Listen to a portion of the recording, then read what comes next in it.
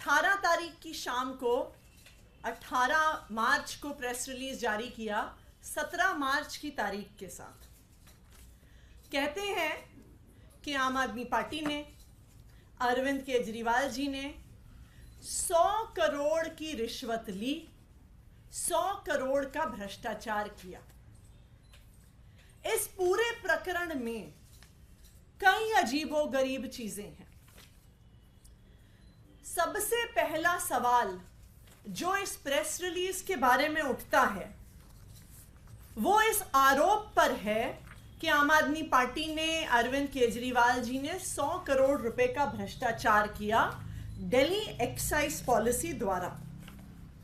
मैं आज ईडी से पूछना चाहती हूं कि यही आरोप उन्होंने जब सुप्रीम कोर्ट में मनीष सिसोदिया जी की बेल पर बहस हो रही थी तब भी उन्होंने यह आरोप लगाया था।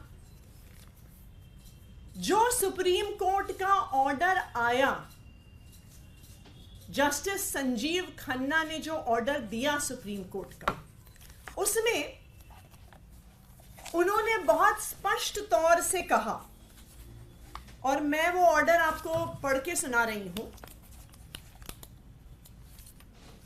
ये ऑर्डर बहुत स्पष्ट तौर से कहता है, the assertion in the complaint filed by the Directorate of Enforcement that a kickback of rupees 100 crores was actually paid by the liquor group is somewhat a matter of debate.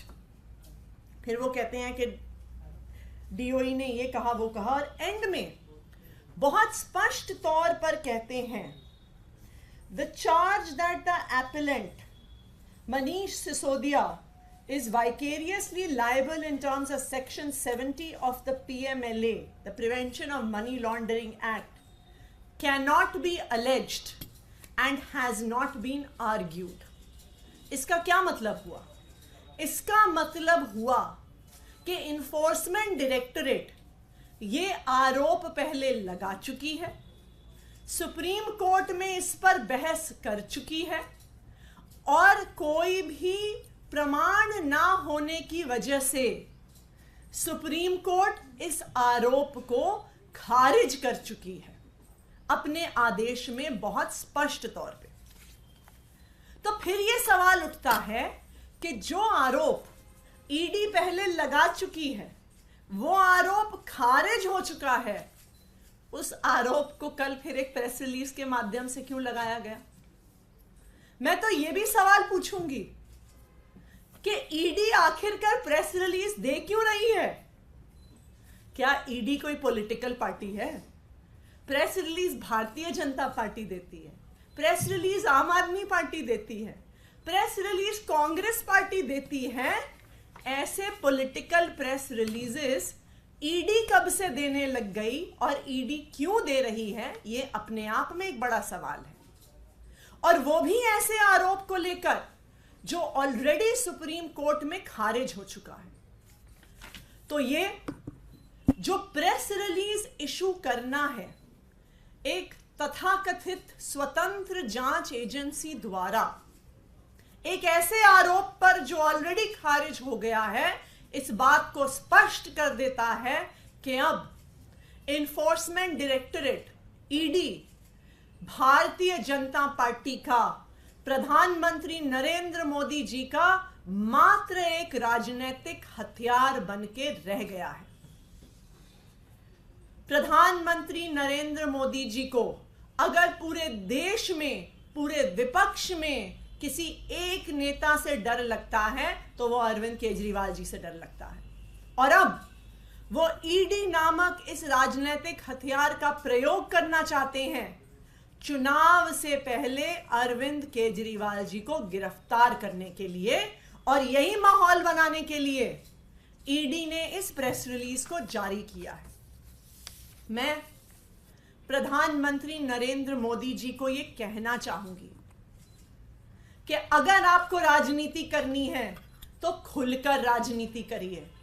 अगर आपको अरविंद केजरीवाल पर हमला करना है तो खुलकर हमला करिए। आपको अगर आम आदमी पार्टी के खिलाफ चुनाव लड़ना है तो खुलकर चुनाव लड़िए, ये ईडी के पीछे छुपकर चुनाव मत लड़िए, ये ईडी के पीछे छुपकर वार मत करिए, ये ईडी के माध्यम से अरविंद केजरीवाल को चुनावी मैदान और चुनावी प्रचार से हटाने की कोशिश मत करिए। अगर आपको अपनी 10 साल के सरकार के काम पे भरोसा है तो उस काम पर वोट मांगिए। अगर आपको लगता है कि आपने 10 साल में कुछ किया है तो उसके आधार पर वोट मांगिए। अरविंद केजरीवाल को इस राजनीतिक हथियार ईडी के माध्यम से गिरफ्तार करा के चुनावी मैदान से हटाने का प्रयास मत करिए। Thank you. आप लोग अभी तक आरोप लगाते रहे कि किस आधार पर अरविंद केजरीवाल को ईडी बुला रही है, उसमें जो मेंशन है कॉन्स्पिरेटर के तौर पे उन्होंने कहा है कि वे तब मुख्य साजिशकर्ता इस मामले में रहे हैं। प्रेस रिलीज ये बता रहा है, उनका कोई इन्वेस्टिगेशन का कागज ये नहीं कह रहा, कोई चार्जशीट ये नहीं कह रही, जो समन्स भेज रहे हैं वो नहीं कह रही। अब उनकी प्रेस रिलीज को हम क्या किसी जांच का आधार मानेंगे? नंबर 1। दूसरी बात, जैसा कि मैंने आपको बताया, इस पूरे आरोप को सुप्रीम कोर्ट ऑलरेडी खारिज कर चुकी है। सुप्रीम कोर्ट ने इस पूरे मैटर को अपने जजमेंट में कंसिडर किया और ब्लैक एंड व्हाइट तौर पे कहा कि ईडी इस आरोप को साबित नहीं कर पाई है। तो ये प्रेस रिलीज के माध्यम से ऐसी सूचना देना ये दिखाता है कि ईडी का राजनीतिकरण हो रहा है और ईडी को राजनीतिक पर्पसेस के लिए यूज किया जा रहा है। अब जी एक सवाल, सीबीआई ने ये आशंका जताई है कि कई हाई प्रोफाइल लोगों की गिरफ्तारी हो सकती है और इस पूरे मामले में ये एक्साइज पॉलिसी से जोड़कर ये इसको बोला है, इस पर क्या आप? देखिए, हम तो बहुत दिनों से कह रहे हैं कि अभी तक पिछले कुछ महीनों से अरविंद केजरीवाल जी को गिरफ्तार करने के लिए सिर्फ ईडी का प्रयोग किया जा रहा था, लेकिन ये बात तो हम कई हफ्ते पहले बता चुके हैं कि हमें काफी आधिकारिक सूचना मिली है कि सीबीआई के माध्यम से भी अरविंद केजरीवाल जी को गिरफ्तार करने की कोशिश की जा रही है।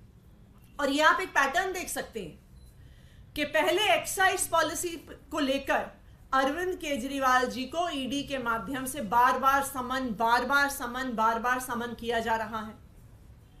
जब इतने समन के बावजूद और इतने प्रयास के बावजूद वो अरविंद केजरीवाल जी को गिरफ्तार नहीं कर पा रहे हैं तो उन्होंने एक नए फर्जी केस में समन भेजने शुरू कर दिए। अब उन्होंने ये भी कह रहे हैं कि सीबीआई के माध्यम से भी गिरफ्तार करने की कोशिश करेंगे।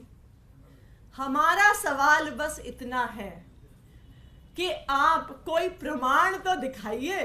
अभी तक इन किसी भी मामले में कोई प्रमाण ना ईडी ना सीबीआई पेश कर पाई है। क्यों नहीं कर पा रही? क्योंकि कोई भ्रष्टाचार हुआ ही नहीं है। और आज जो ये प्रेस रिलीज इशू करके ईडी ने अपनी असली जो मोटिवेशन है, जो उनकी पॉलिटिकल मोटिवेशन है, वो दिखा दी है। भाई, अगर आपने जांच करी है, जांच में कुछ निकला है तो आपकी चार्जशीट में होगा ना। अगर आपने जांच करी है और जांच में कुछ निकला है वो आप कोर्ट में प्रस्तुत करेंगे ना। अगर आपने कुछ जांच किया और उसमें कुछ निकला है आप समन्स में लिखेंगे। ये प्रेस रिलीज से कब से इन्वेस्टिगेशन का आउटकम ईडी बताने लगी है।